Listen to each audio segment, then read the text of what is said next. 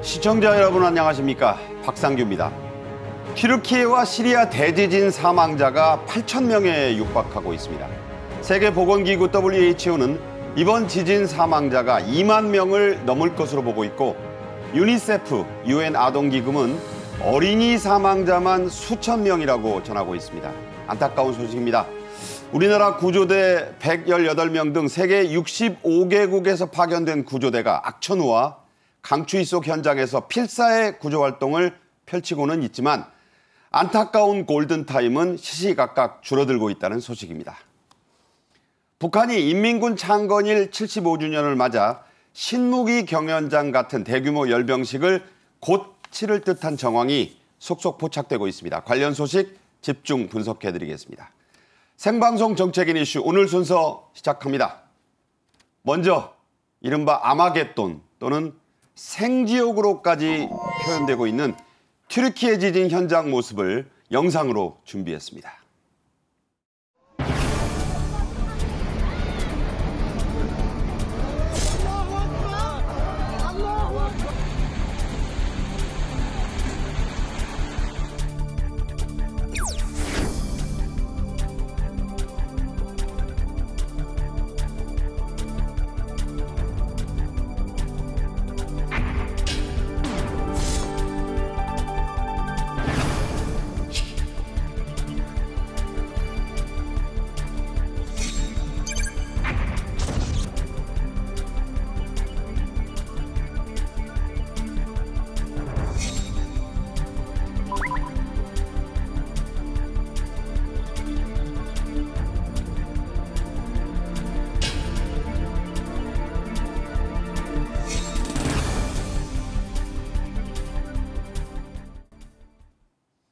정혁진 변호사, 장예찬 청년재단 이사장 함께합니다. 어서 오십시오. 네. 외신들이 전한 가슴이 먹먹해지는 사진부터 보면서 얘기를 하겠습니다. 바로 나타날 텐데요. 튀르키예 남동부 카라만 마라슈에 사는 메수트 한제르 씨 사진입니다. 누군가의 손을 부여잡고 망연자실하게 앉아있는 모습인데요. 이분이 이제 아버지입니다. 저 손이 보이시죠? 그 손이 바로 딸이었는데 다시 한번 보여드리겠습니다. 이 사진은요, 생존한 남매의 모습입니다. 누나가 동생을 꼭 끌어안고 있다가 구조된 사진입니다. 자, 이 사진. 장 이사장 어떻게 보셨습니까? 저 정말 저게 이미 숨진 딸이거든요. 네, 이게 지금 제가 뭐라고 말을 전하기가 참 목이 메일 정도인데요. 갑작스러운 지진으로 아버지는 이제 그 지진의 여파에서 살아남을 수 있었지만 네. 침대에서 잠을 자고 있던 15살 난 딸은 피할 겨를도 없이 침대 밑에 들어갈 겨를도 없이 지진 피해를 온몸으로 받아내야 했다고 합니다. 그리고 저 남매의 모습도 큰 지금 참 다행이에요. 살아나긴 했는데 네. 저 아버지가 저 자리를 뜨지 않은데 저 모습이 그거 뭐 어떤 말로도 형언할 수 없는 슬픔이잖아요. 지금 언론 보도를 제가 확인해 보니까 저 상태에서 딸이 이제 서서히 목숨을 잃어갔던 것 같아요. 근데 구조대가 빨리 들어와야 되는데 지역 도로 사정이 워낙 열악하고 지진 잔해가 도로를 다 덮어버리니까 구조 차량이나 이런 게 들어오지를 못해서 계속 저 상태로 잔해를 치우지 못하고 있는 것이거든요. 그러니까 딸이 살아있을 때부터 이제 서서히 숨이 끊어져가는 모습을 보고 아버지는 손을 놓지 못했다 이거죠. 네, 그런 보도들이 지금 외신을 통해서 전해지고 있는데요. 겨우 이제 구조대원들이 몸만 들어와서 저 구조복 같은 걸 아버지에게 전달했는데 저 잔해를 치우려면 기구가 들어와야 되잖아요. 그러니까. 차량이나 이제 그런 여건은 아직까지 확보되지 않는 것 같고 차마 자리를 못 두고 손을 잡고 있는 저 모습 그리고 남매들의 동생을 지킨 저 누나의 모습이 희망을 놓지 않은 그 모습인데 저 사진도 심금을 울렸습니다. 네, 가슴이 참 많이 아픕니다. 네, 정 변호사님. 네네. 앞서도 말씀드렸지만 사망자 이제 시간이 지날수록 지금 현장이 영하의 날씨에 진눈깨비, 눈, 너무 춥고 그래서 이 시간이 갈수록 사망자가 수천 명 단위로 늘 거다 이런 얘기가 나오면서 2만 명도 넘을 것이다 이런 얘기가 나오고 있는데 현재 상황 어떻게 전해지고 있습니까? 그래서 제가 아침에 신문 봤을 때는 사망자가 5천 명이 넘었다 해서 5천 명이나 넘었나 이렇게 했는데 이미 8천 명이 넘었다는 거죠. 네. 그다음에 병원에 시신이 물밀듯이 계속 들어오고 있고 그다음 구조하는 와중에 또 무너져가지고 또 사상자가 발생하는 이게 이번 지진이 7.8도 강진이라고 했는데 7.8도짜리 강진이 1939년 12월 달에 에르진잔 지진이라고 있었어요. 네. 그때 사망자가 32,700명이라고 그랬거든요. 그때도 7.8. 네네. 그때도 네. 7.8. 그런데 이번에도 사망자가 최소한 2만 명은 넘을 것이다. 거기에다가 사상자까지 합치면 5만이 넘을 것이다. 이런 예측이 나오고 있거든요. 그야말로 진짜 뭐 한 몇백 명, 뭐 몇십 명 그 사람들이 그 사망을 해도 이게 참사라고 하는데 몇만 명 단위의 사람이 이렇게 그 크게 희생을 당했으니까 그야말로 대참사라고 하지 않을 수 없고 참으로 안타까운 상황이다 이런 생각이 듭니다. 진원이 지표로부터 19km 비교적 얕은 데서 이게 이루어졌는데 네. 이게 히로시마 원폭 리틀보이 32,000 뭐 32개가 네.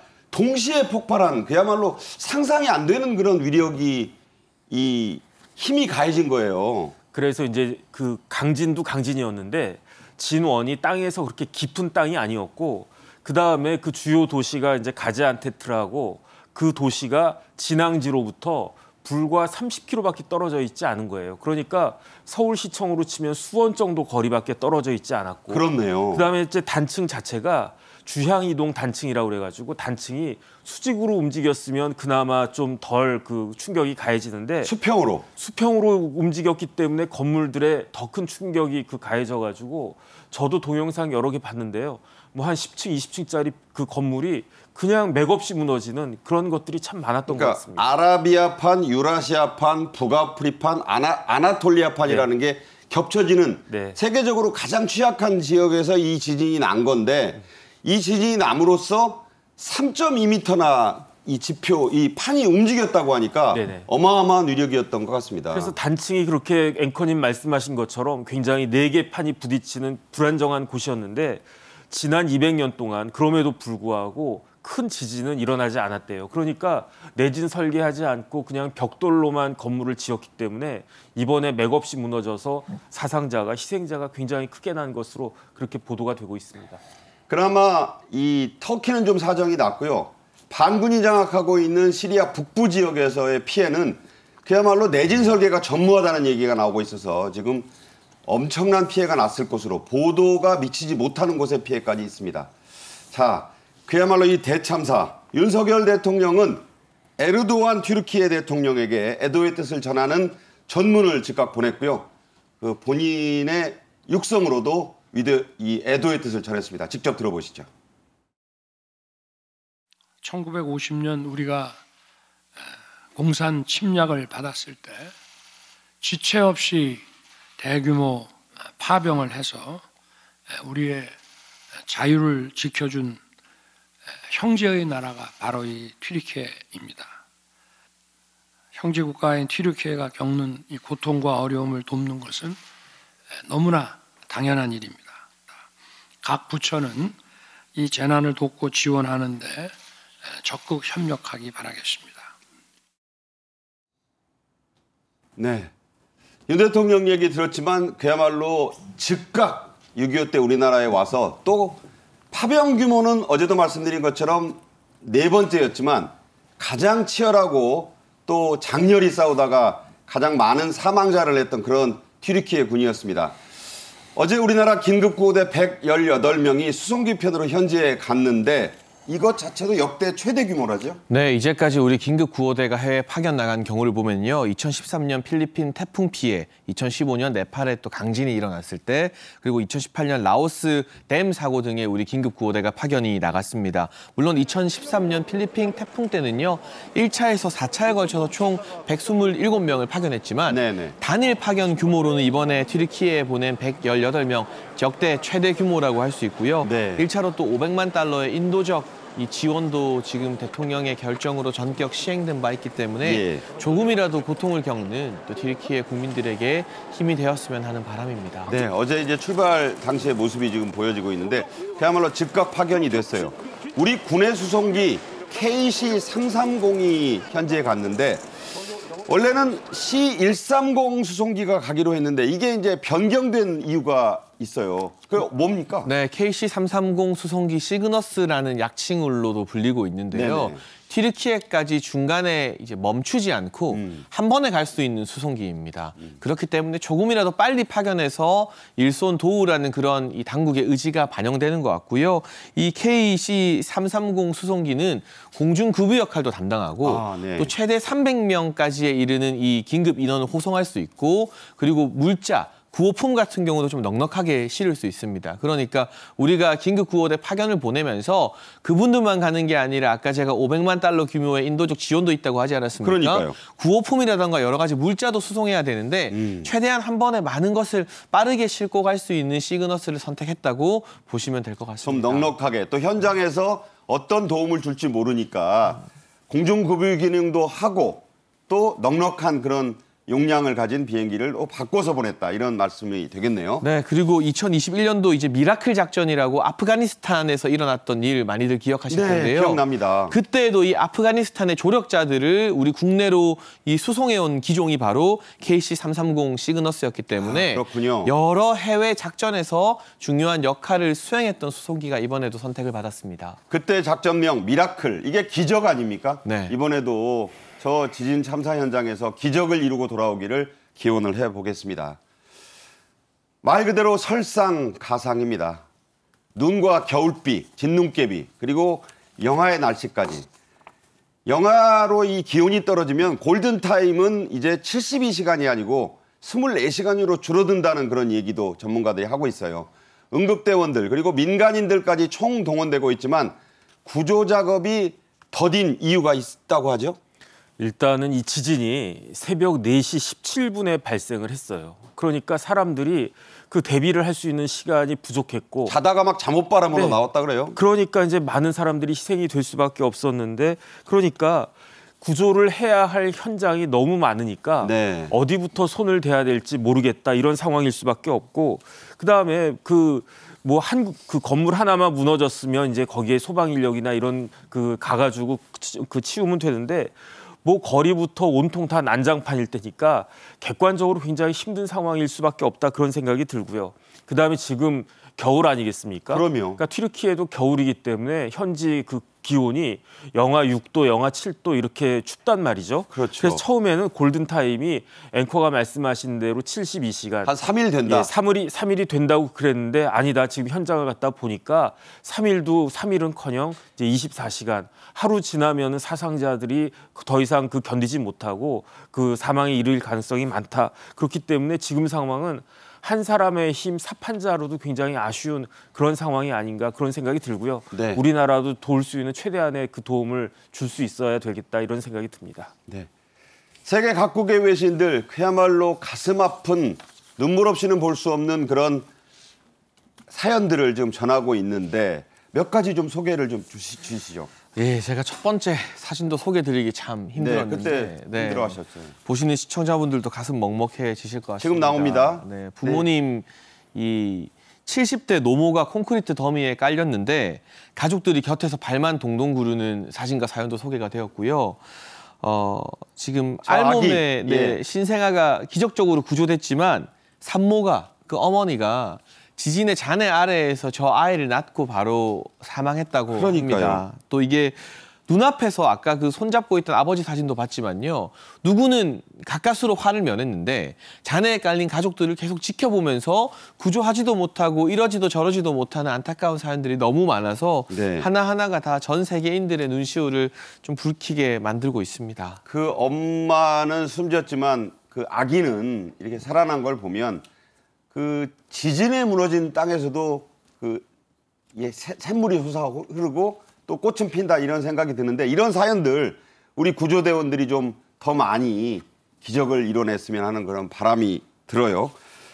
지금 또 하나의 사진을 저희가 원래는 동영상입니다만은 정말 보면서 이건 같이 울지 않을 수 없는 그런 모습입니다.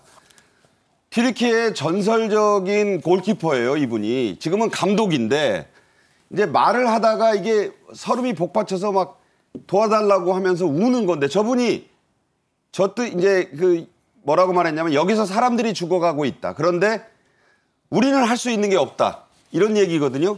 저도 이걸 동영상으로 봤는데 너무 가슴이 아프더라고요. 그 볼칸 데미렐 감독이라고 이분이 튀르키예의 전설적인 골키퍼였다라고 해요. 수문장. 네네, 네. 수문장. 그래서 이제 이분이 어떤 분이냐면은 그 우리나라 김민재 선수가 지금 나폴리에서 뛰고 있지 않습니까? 그렇죠. 근데 나폴리에 입단하기 전에 페네르바체라고 아마 많은 분들이 그 들어보셨을 거예요. 그러니까 김연경 선수의 배구팀이었던 곳과 이름은 같은 축구팀이에요. 네네. 그 다음에 이제 유로파 그런 축구 대회에서도 유럽 관련해서도 이제 유럽 그 포함이 되니까 튀르키예가 거기서도 활약을 많이 한 그 축구팀에서 17년 동안 활약을 한 그런 분인데 우리나라로 치면 뭐 손흥민이나 박지성이나 이런 그 축구 선수하고 비견될 수 있을 것 같은데 그런데 이제 그 축구 선수가 감독이 그 나와가지고 지금 얼마나 그 튀르키예의 상황이 처참한지 다른 여러 가지 그 사진으로도 볼 수 있지만 저 감독님의 그 표정으로 눈물로서도 충분히 그 느껴질 수 있는 것이 아닌가 그런 생각이 듭니다. 그러니까 처음에부터 눈시울이 붉어서 말을 시작했는데 네. 불과 10여 초를 못 가서 그냥 이 북받치는 눈물이 막 터져 나오더라고요. 오열이죠. 그러니까 수만 명이 지금 죽거나 다치고 있는데 그중에 본인이 그 감독님이 알고 있는 사람들도 여러 있을 수 있을 것 같고 그다음 그걸 떠나가지고 우리나라가 그렇게 처참한 상황이다 이런 생각을 하니까 정말로 그 감정을 이기기 어려웠을 것 같다는 생각이 듭니다. 유족들도 이번 지진 대참사를 피해갈 수 없었습니다. 로마 시대부터 있던 2000년 된 그런 문화재도 흔적도 없이 사라졌다고요? 네, 튀르키예의 가지안테프 성이라고 있는데요. 이게 고대 로마 이 비잔티움 시대의 유적이라고 합니다. 네. 이 성도 지금 이 지진의 피해로 파괴가 되었기 때문에 물론 가장 가슴 아픈 것은 생명 피해죠. 이 국민들의 이 튀르키예나 시리아 국민들의 피해일 텐데 네. 이 수천 년을 버텨왔던 인류의 문화 유산들도 지진 앞에 속절없이 무너지는 모습을 보면서 또 전 세계인들의 이 아픈 마음 더 커질 것 같고요. 그러니까 지금 그냥 예전에 있던 성곽이 다 없어져 버린 거예요. 네, 이게 사실은 수천 년 동안 별의별 일이 다 있었지만 버텼던 성 아니겠습니까? 그런데 이게 와르르 무너졌다는 건 이번 지진의 강도가 얼마나 심한지 유추할 수 있는 증거이고 그만큼 우리나라에서 긴급구호대 또 긴급구호 물자 보낸 것과 마찬가지로 전 세계인들이 힘을 모아서 구호의 손길을 내밀어야 할 때인 것 같습니다. 네. 앞서도 잠깐 말씀드렸지만 튀르키예 건물들, 피해 지역의 건물들 내진 설계가 제대로 돼 있는 게 많지 않다고 합니다. 특히요 시리아 반군이 장악하고 있는 시리아 북부에서는 이 내진 설계라는 걸 찾아볼 수 없다. 이래서 지금 거기는 또 반군 장악 지역이라 서방 언론이 지금 보도를 제대로 못하고 있어요. 여기는 그냥 다 무너졌다는데요. 그래서 지진이 발생한 곳이 그 튀르키예하고 시리아 접경지예요. 네. 그 접경지니까 시리아 입장에서는 북부인데 시리아는 2011년부터 지금까지 12년 동안 내전 상태거든요. 그런데 시리아의 북부를 누가 점령을 하고 있는가? 반군들이 점령을 하고 있단 말이에요. 그러니까 반군들이 점령을 하고 있으니까 일반적인 그런 행정 시스템 같은 것들이 사실 굉장히 어려울 수밖에 없고 그다음에 전쟁을 겪었으니까 건물 같은 것들이 제대로 보수도 되지 않고 신축도 되지 않고 그랬을 거 아니겠습니까? 그렇게 취약한 건물들이 지진을 만나니까 무너질 수밖에 없고 네. 더 문제는 뭐냐면 튀르키예 같은 경우에는 각국에서 우리나라도 그렇지만 도움의 손길을 줄 수가 있는데 네. 북부 시리아 같은 경우는 거기 반군들이 있으니까 함부로 도움을 주러 들어가기도 그런 어려운 상황이기 때문에 그렇기 때문에 어떻게 보면 튀르키예보다 북부 시리아 북부가 훨씬 더 처참한 그런 상황일 수도 있겠다 이렇게 예측이 되고 있습니다. 네. 경제 피해도 막심합니다. 이번 강진으로 미화 약 10억 달러, 1조 원이 넘는 경제적 손실이 날 것으로 예상을 하고 있는데 이 유전의 문제도 있어요. 이걸 추출을 할 수 있는 항구도 지금 제대로 작동하지 않아서 국제 유가에도 영향이 있다 그러고 당연히 터키 경제도 지금 최악의 상황을 맞고 있다고 하죠. 네, 미국 지질조사국이 현지 시간 이제 6일 낸 보고서를 한번 보게 되면 손실 규모가 10억 달러에서 최대 100억 달러. 네. 그러니까 1조 원 이상의 손실이 최소 규모인 것이고요. 경우에 따라서는 12조 5천억 원 이상의 손실까지도 예상을 하고 있고 예. 터키의 국내 총생산 GDP의 2% 정도 영향을 끼칠 거라고 보고 있습니다. 대단한 액수죠, 사실은. 네, 엄청난 수치이기 때문에. 그리고 이스탄불 대학 이제 셀바 데미랄프 교수의 발언을 인용해서 보면 경제적 악영향이 불가피한데 특히나 이번 지진으로 생산 공급망 차질을 빚게 되면서 전체 경기 침체 예상보다 더 심각해질 가능성이 있다는 좀 안 좋은 전망도 나오고 있습니다. 네. 일본도 신속하게 구조대를 현지에 파견을 했습니다. 지난 2011년에 동일본 대지진, 일본 말로는 대진재라고 하는데요. 이런 참사를 겪었던 만큼 동병상련의 마음이 좀 남달랐다고 봐야 하나요? 그러니까 지진하면은 우리나라 같은 입장에서는 일본 딱 떠오르지 않습니까? 그다음에 크고 작은 지진이 일본만큼 또 많이 발생한 나라도 드물고 그런데 그 많은 지진 중에서도 2011년에 동일본 대지진 저도 아직도 기억이 나는데 그때 생생하죠. 고가도로가 이렇게 완전히 무너지고 그런 것들이 아직도 기억이 나는데 그런 것들을 겪었기 때문에 일본 사람들 입장에서는 그 튀르키예 국민들의 마음이 느껴졌을 것 같다. 동병상련의 마음을 느낄 수밖에 없었을 것 같다. 그런 생각이 들고요. 네네. 그다음에 그렇게 지진 피해를 많이 겪고 그러한 지진 피해를 복구해 본 경험이 많기 때문에 아마 일본에서 그 튀르키예를 도와주면 상당히 많은 도움이 될 수 있지 않을까 하는 생각이 듭니다. 참사에는 적도, 원수도 없다 이런 생각이 드는데요. 튀르키예와 영토 분쟁을 하고 있는 그리스도 돕겠다고 나섰고 러시아와 전쟁을 벌이고 있는 우크라이나에서도 본인들도 힘든데 구조하겠다는 의사를 밝혔네요. 그 역사적으로 보면은 튀르키예하고 소아시아 반도 아니겠습니까? 발칸 반도하고는 굉장히 오랫동안 역사적인 분쟁이 많은 지역이었어요. 그래서 네. 그 이전에 오스만 투르크 제국도 있었고 그 옛날에는 또 이제 그 마케도니아가 또 튀르키예 해가지고 알렉산더 대왕이 또 점령하기도 하고 그렇기 때문에 옥신각신한 그러한 그 지역 분쟁 지역인데 그럼에도 불구하고 아주 이런 대참사를 만났을 때 그리스에서도 돕고 우크라이나에서도 돕고 전 세계가 많은 나라들이 지금 튀르키예를 도와야 되고 돕고 있지만 가장 상징적인 나라들이 이 발칸반도에 있는 그리스하고 우크라이나의 도움이 아닌가 하는 생각이 듭니다. 네. 아직 우리 한국 교민의 공식적인 피해는 알려진 게 없습니다.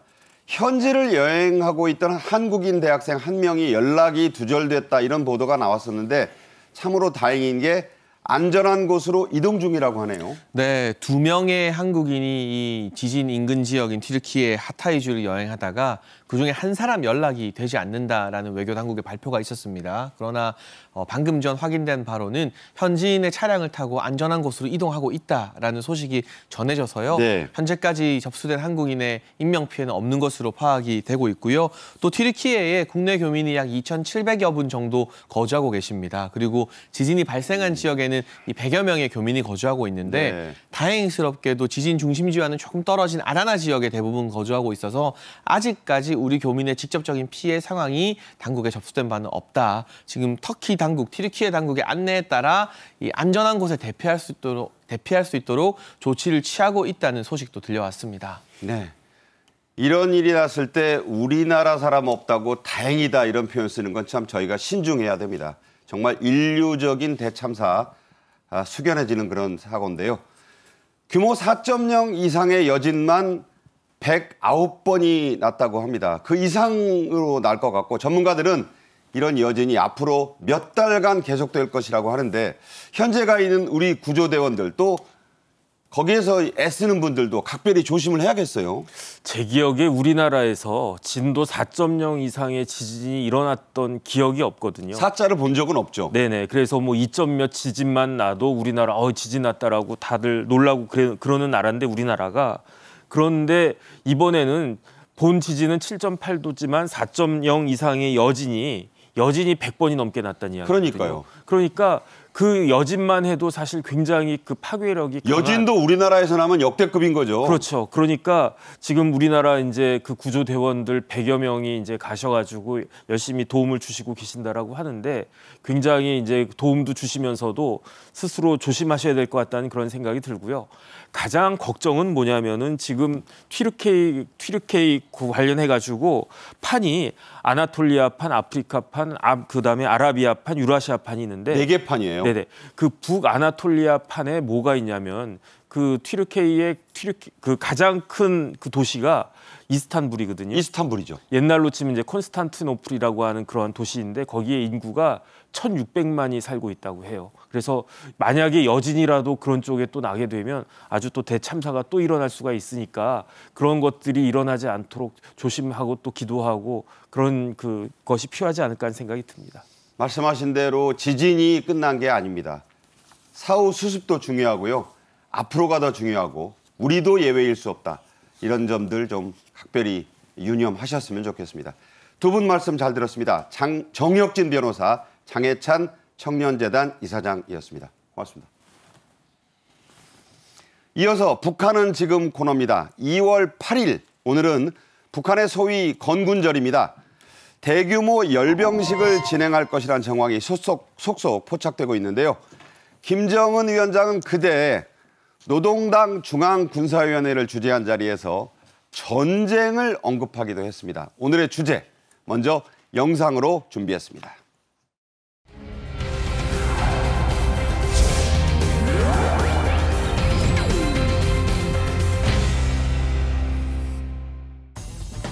오늘 이 자리에 서면 무슨 말부터 할까 많이 생각도 해보았지만 진정 우리 인민들에게 터놓고 싶은 마음속 고백, 마음속 진정은 고맙습니다 이 한마디뿐입니다.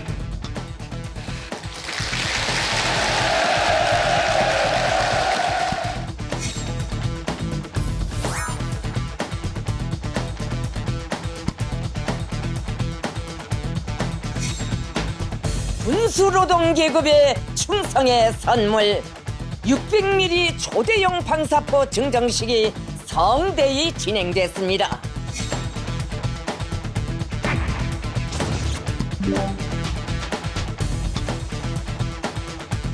인민군대의 작전 전투 훈련을 부단히 확대 강화하고 전쟁 준비 태세를 보다 엄격히 완비할 때 대한 문제.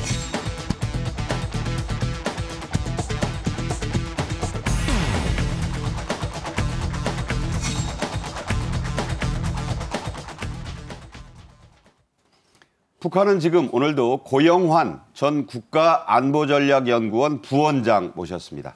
어서 오십시오. 안녕하십니까. 먼저 북한이 공개한 사진 몇 장부터 보시겠는데요. 김정은 위원장이 부인 리설주 그리고 딸 김주애를 데리고 건군절 기념연회 그리고 북한 인민군 숙소를 방문해서 장성들과 기념사진을 찍은 겁니다. 이 시점에 이런 사진들 공개한 이유가 있지 않을까요? 원래 오늘은 북한 28절입니다. 북한에서 말하는 2월 28절. 2월 8일이라고 해서 28절이라고 그러는데 28절 열병식을 지금 준비하고 있는데 그 전날에 바로 군 장성들을 위한 연회를 진행합니다. 그러니까 김정은이 연회를 군 장성들을 위해서 했는데 평양에 각 군단들은 지방에 있으니까 각 군정, 병정, 사령관, 정치위원들을 모여놓고 연회를 차렸는데 이 특이한 것은 이 연회장에 김주애를 데리고 나와서 또 이야기한 것이 또 뭔가 하면 혁명의 5세대, 6세대들은 혁명이 선열들이 했던 것처럼 당과 수령에게 충실하라. 그러면서 딸을 데리고 나왔어요. 이건 뭐 세습체제를 어떤 또 다른 세습체제를 암시하는 말일 수도 있고 어쨌든 많은 것이 함의가 표한내쪽 사진들이 여러 장이 나왔는데 어떻게 보면 이설주 여사보다 김주애가 더 부각되는 듯한 사진들도 나왔거든요. 그러니까 한번 다시 돌려보면 김주애를 딸을 가운데 놓고 좌우로 김정은 위원장과 리설주가 이렇게 좌우로 있는 모습이니까 센터가 딸이에요. 저런 사진은 또 뒤에 주렁주렁 별단 별판들 4명이 서 있거든요. 의도가 없다고 볼 수 없는 거 아니에요? 분명히 의도가 있죠. 그러니까 혁명이 4세대가 준비되고 있고 당신들 5세대, 6세대들은 이 세습 4대의 말을 잘 들으라 그런 뜻이 있는 것 같고 저는 최근 무슨 생각을 갑자기 하게 되는가 하면 이설주하고 김여정 부부장 사이에 신의 올케사이거든요. 네, 그렇죠. 이게 무슨 약간의 권력의 암투 같은 게 알력 같은 게 여성들 사이에 또 그런 것도 있을 수 있고 이거 뭐 권력을 놓고 자기 자식을 하고 싶지 신우이한테 주고 싶지는 않을 거 아닙니까? 네네. 이런 것들이 살짝 비춰지는 게 아닌가 그런 우려도 하게 됩니다. 네. 28절이라고 말씀을 하셨는데 이제 오늘이 2월 8일인데 이게 이제 낮에 하는 게 아니라 네. 올해도 야간 열병식으로 할 것 같다 이런 그 관측들이 나오고 있는데 어떻게 보세요?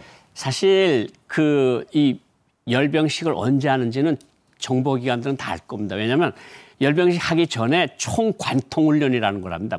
리허설을 하는데 그걸 낮에 하면 열병식을 낮에 하는 거고. 그걸 총관통훈련이라고 합니다. 총관통훈련이라고. 처음부터 끝까지 쭉 해본다. 쭉 해본다. 네. 그래서 그거를 밤에 했으면 오늘 밤에 하는 게 틀림없는데 오늘도 지금까지 봐서는 밤에 하는 것이 유력해 보입니다. 그렇게 저희가 볼 수 있는 게 최근에 그 몇 년간 있었던 열병식들 시간을 보면 자정 밤 10시였거든요. 예. 어떤 것들이 있었습니까? 사실 김정은 위원장이 집권한 다음에 11차례의 열병식이 있었어요. 11번. 그러니까 거의 매해 열병식을 했는데 이런 예가 없습니다. 북한에서 이제까지. 근데 총 11번 중에서 7번을 밤에 했어요. 근데 이게 밤에 하는 이유가 저는 그렇게 생각을 합니다. 이렇게 조명을 멋있게 비춰놓으면 무기들도 더 멋있게 보이고. 그렇죠. 부각이 되죠. 부각이 탁 되는 거 아닙니까? 그리고 또 한 가지는 북한군의 약점, 그러니까 막 북한군 엔진이 안 좋아서 탱크 같은 게 연기가 많이 나거든요. 그렇죠. 그런 것도 살짝 지워지고. 그러니까 두 가지네요. 빛으로 부각하는 효과와 함께 어둠으로 가리는 효과. 그리고 각종 폭죽놀이를 해서 뭔가 아주 극도의 어떤 극장 정치를 하는 거라고 볼 수 있습니다. 네. 가장 최근에 열병식이 19시간 만에 이제 조선중앙방송으로 이게 녹화로 나왔거든요. 네네. 그렇게 따져보면 내일 오후나 저녁 시간에 방송을 탈 가능성이 있다. 어떻게 보세요? 저는 뭐 내일 한 3시부터 5시 사이 정도가 될 것 같고 제일 확실한 거는 6시에 북한 뉴스가 시작이 되니까 내일 6시 메인 뉴스. 메인 뉴스가 시작이 되니까 6시 뭐 8시 뉴스도 있지만 6시 뉴스에 맞춰서 진행될 가능성도 있다 이렇게 생각을 합니다. 네. 저희가 한번 또 보고 나오는 즉시 또 말씀을 하고 또 그림도 보여드리겠습니다만 자, 왜 이렇게 이런 대규모 열병식이 열리면 하루 종일 그 청중들이 다 나오고 또 군중들이 나와서 서 있다고 하는데 궁금해지는 게요. 식사나 용변 이거 어떻게 합니까? 북한은 사실 큰 행사를 하면 4시간 전에 벌써 행사장을 완성을 합니다. 그리고 이 MD라고 해서 마그네틱 문을 통과하고 신분증 검사하고 들어간 사람들은 일단 다시 못 나옵니다. 그러니까 그걸 아예 없애버립니다. 그러니까 북한에서 항상 정치 행사할 때 어떻게 하는가 하면 하루 전날 저녁에 하루 전에 일체 물을 먹지 말라. 물을 안 먹는다. 물을 먹지 말라. 네. 그리고 가볍게 식사할 수 있는 것만 하라. 나오는 게 배출량이 없도록. 사실상 굶으란 얘기네요. 굶으라는 얘기죠. 네. 그래서 행사에 조금이라도 지장이 받지 않도록 하라 그러니까 저기 앉아있는 사람들은 이 추위에 밥도 못 먹고 아침도 못 먹고 점심도 못 먹고 그냥 저렇게 앉아서 나오는 것도 없이 하려니까 저렇게 고생을 하는 거죠. 네, 그렇군요. 최근에 북한 열병식 하면 인상 깊은 해가 있습니다. 첫 번째는 방금 말씀드렸던 첫 야간 열병식을 한 2020년인데요. 김정은 위원장이 울먹이면서 연설을 해서 특히 더 기억에 남는 것 같습니다. 당시의 현장을 한번 보시겠습니다. 돌이켜보는 이 시각, 오늘 이 자리에 서면 무슨 말부터 할까 많이 생각도 해보았지만 진정 우리 인민들에게 터놓고 싶은 마음속 고백, 마음속 진정은 고맙습니다. 이 한마디뿐입니다.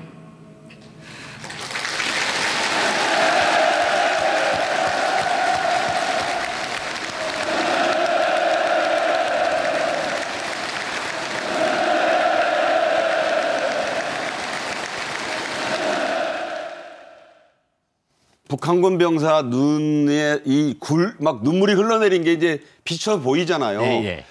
그림에는 안 나왔지만 안경을 벗고 실제로 우는 모습까지 공개가 돼가지고 굉장히 이례적이다 이런 얘기가 나왔는데 김정은 위원장이 고맙다라는 말을 한 것 자체도 화제가 됐죠. 사실은 김정은 위원장이 들어와서 얼마나 많은 공포 정치, 처형 정치, 고모부 총살 뭐 이런 것들이 얼마나 많이 나왔습니까? 그 다음에 2020년쯤에는 이게 권력을 완전히 장악을 한 거거든요. 근데 이제는 내세울 수 있는 정치가 감성 정치밖에 없습니다. 저는 저걸 감성 정치라고 하는데 인민들의 신금을 울려서 자기 권위를 높이면서 나라를 통치해 나가겠다는 감성 정치거든요. 네. 그러니까 지도자가 오는데 그 행사장에 있던 사람들이 안 올 수가 없거든요. 분위기가 막 환영곡 울리고 만세하고 이런 데다 원수복 입고 탁 나와서 저렇게 눈물을 흘리면 네. 그 시각에는 거기 있는 사람들이 거의 다 울게끔 돼 있거든요. 네. 이게 감성 정치, 전체주의 체제에서 아마 감성 정치라고 하는 건 아마 거의 마지막 정치 방법이 아닌가 이런 생각이 듭니다. 과거 김일성 전 주석의 사망 때 네. 서방 언론이 깜짝 놀랐던 게 그야말로 울음의 오케스트라다라는 말이 나왔는데 정말 막 오열하는 모습들을 보고 깜짝 놀란 적이 있어요. 그 눈물이 바다를 이룬다. 네. 그걸 정말 본 셈인데 네. 이 고 원장께서도 경험을 해보신 부분인데 그건 현장에서 보면 어떻습니까? 저는 김일성 주석 바로 뒤에서 그 현장을 통역을 하려고 주석단에 올라가서 봤거든요. 저는 주석단 올라가서 몇 번 저런 행사를 봤는데 밑에서 느끼는 감정은 뭐 김정일 같은 사람을 오래간만에 보고 막 그러니까 눈물을 흘리는데 오히려 꼭대기에 앉아 있는 사람들은 김정은이 어떻게 생겼는지 옆에서 보지 않았어요. 네네. 밥 먹는 것도 봤으니까 네네. 그렇게 큰 감흥은 안 오는데 그래도 어쨌든 그 행사장은 뜨겁게 달아오릅니다. 그러니까 위에서 보는 느낌은 좀 다르게도 보인다. 네, 그런데 그 자발적입니까? 저희가 항상 그 궁금해하게 여기는 부분이기도 한데 네. 정말 감성 정치에 감동해서 그렇게 울음바다를 이루나요?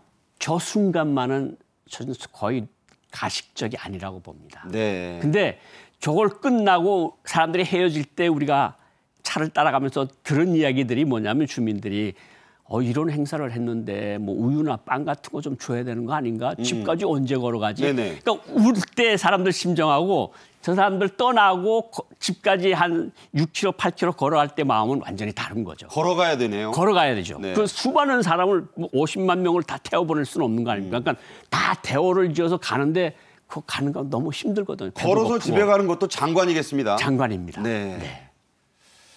그 다음으로 기억에 남는 건 지난해입니다. 흰 원수복에 황금빛 견장을 입고 열병식을 진행한 김정은 위원장의 모습인데요. 등장과 동시에 역시 엄청난 환호를 받았었는데 당시의 분위기도 보고 얘기 이어가겠습니다.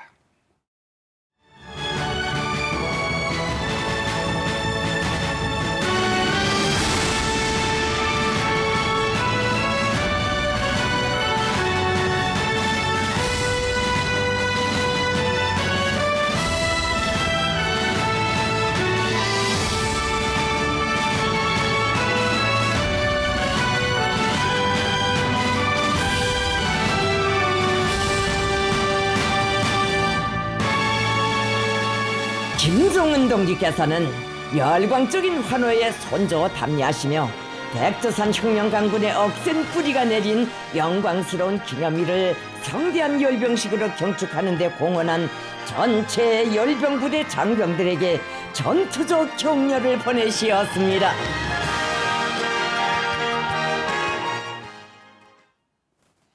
이 흰 원수복 하면 북한에서 떠오르는 사람이 바로 김일성 전 주석이라고 하는데요. 이 김일성 주석이 저 흰 원수복을 입고 군중들 앞에 처음 나온 게 1953년 7월 28일. 네. 우리로 말하면 휴전협정 하루 뒤에 평양 군중대회였다. 근데 그 의미가 6.25에서 미제에 승리한 걸 기념했다. 이게 맞습니까? 북한 선전은 세계에서 미국을 때려잡은 나라는 조선밖에 없다. 그 때려잡은 사람이 바로 김일성 원수다. 그래서 북한 주민들이 인식 속에는 하얀 옷을 입고 원수복을 입고 주석단에 서 있는 모습이 각인이 되어 있습니다. 그 모습을 그대로 따라하는 거거든요. 그때 흑백 모습이나 손든 것까지 아주 똑같습니다. 그러니까 자기는 아버지 김정일을 뛰어넘어서 할아버지 김일성과 대등하는 그런 권위를 가진 그런 지도자라는 걸 보여주는데 저는 저런 것을 보면서 저 열병식 하는데 다 군인들 새 옷을 입혀야 되거든요. 축하군중, 바닥군중이라 그러는데 그 5만 명 것도 다 옷을 새롭게 입히고 지방에서 그 로켓 부대 올라오고 비행기 공중에서 뜨면 돈이 1년 예산에 군 예산에 거의 절반이 들어간다는 거죠. 수송 비용, 기름값, 그렇죠. 숙식, 예. 쭉 훈련을 6개월 동안 했으니까. 네네. 그런데 저 돈이면 굶주린 북한 주민들한테 쌀을 해서 뭐 개성에서 사람들이 굶어 죽는다 그러는데 저런 거 보면 참 안타까운 생각이 많이 들어요. 네. 김일성 3대가 유달리 이 흰색을 좋아한다는 느낌을 받는 게 뭐 백두산을 미령으로 해서 성역화하고 네. 또 말을 타도 김일성 3대는 백마를 탑니다. 네. 또 흰색. 네. 왜 이렇게 화이트를 좋아하나요? 레전드가 있습니다, 북한에.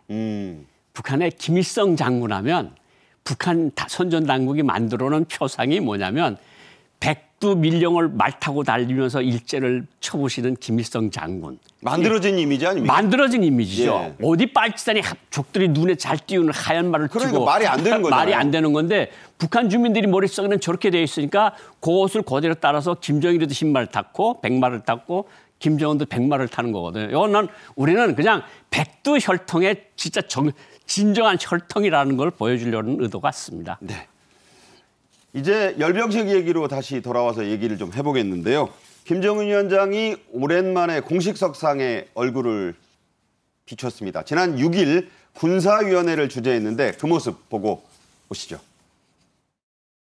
김정은 동지께서 당중앙군사위원회 제8기 제4차 확대 회의를 지도하셨습니다.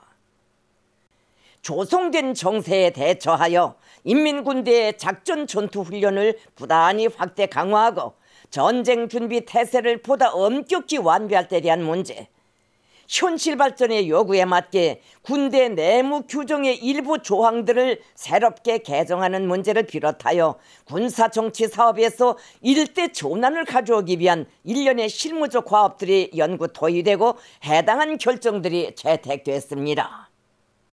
주체의 사회주의 건설사의 새로운 발전의 장을 열어나가기 위한 우리 당의 방대한 투쟁 과업을 무적의 군사력으로 억척같이 떠받들고 힘있게 개척해 나가는 데서 백승의 미운을 떨쳐가리라는 기대와 확신을 표명하셨습니다. 지난 연말에 미사일 발사 현장에 나타난 이후 37일 만에 이 등장을 매체에 한 건데 네. 전쟁이란 말이 아주 사람들을 놀라게 했어요. 핵심이 이제 전쟁 준비를 빨리 완비하라는 거거든요. 네. 그러니까 북한 지도자 특히 김정은의 머릿속에는 남조선 무력 해방이라고 하는 그 생각이 꽉 들어 차 있다. 그러니까 우리가 여기서 봐야 될 것은 저렇게 화려한 군복이 아니라 저 사람들이 머릿속을 우리가 들여다봐야 대비를 해야 된다. 이런 생각이 듭니다. 네. 매번 열병식에서는 신무기를 자랑해 왔던 게 이 북한인데 지난 1월 1일 발사 시험을 마쳤다는 초대형 방사포 600mm 초대형 방사포가 유력합니다. 증정식까지 했을 정도였는데 그 현장 보고 오겠습니다. 위대한 우리 당 전원회의에 드리는 군수노동계급의 충성의 선물 600mm 초대형 방사포 증정식이 성대히 진행됐습니다.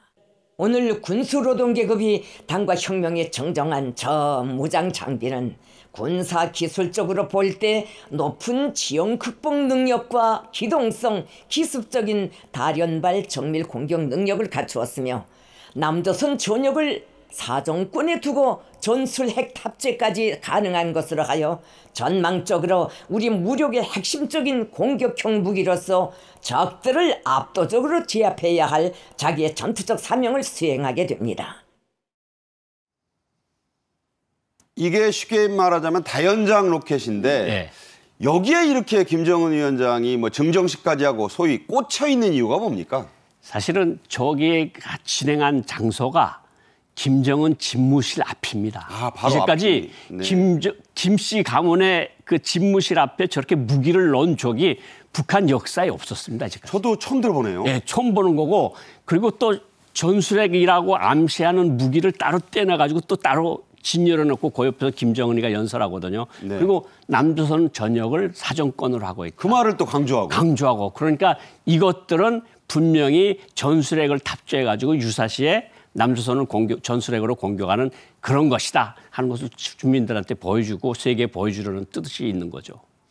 이번 열병식에서 이제 저 600mm 방사포를 어떤 걸로 또 보여줄 것이냐도 화제가 되고 네.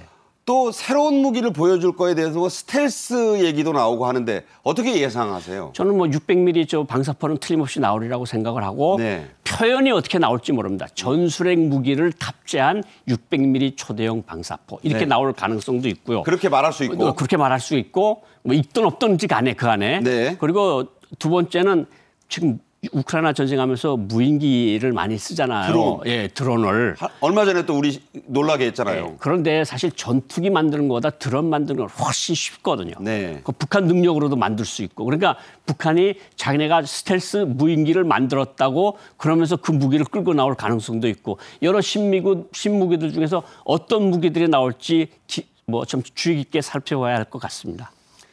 미국 랜드 연구소가 이 신무기의 출현 가능성을 얘기했는데 이 부분도 좀 짚어 주십시오. 그러니까 미국 전문가들 이야기는 대체로 뭐 이제 무인기, 스텔스기, 뭐 전술핵 무기 그리고 뭐 일부 또 어떤 연구소에서는 수중 발사 미사일, 그러니까 잠수함 발사 SLBM이 뭔가 신형이 또 나오지 않을까 이런 것들을 이야기를 하고 있는데 뭐 한 8시간 이제 지나고 10시간 지나면 무슨 무기가 나올 거 아마 꼭대기에서는 이미 다 들여다봤을 겁니다. 네. 총관통 훈련을 했으니까요. 저희가 이게 나오면 또 하나하나 조목조목 예. 또 고 원장님과 함께 짚어보도록 하고요. 예. 오늘 말씀은 여기까지 듣겠습니다. 고맙습니다. 감사합니다. 네. 오늘 저희 생방송 정책인 이슈가 준비한 소식은 여기까지입니다. 고영환 부원장과 함께했습니다. 내일은 역시 튀르키예와 시리아 대지진의 자세한 속보 그리고 조만간 단행이 되고 공개될 북한의 대규모 열병식 관련 소식으로 찾아뵙겠습니다. 시청해주신 여러분 고맙습니다.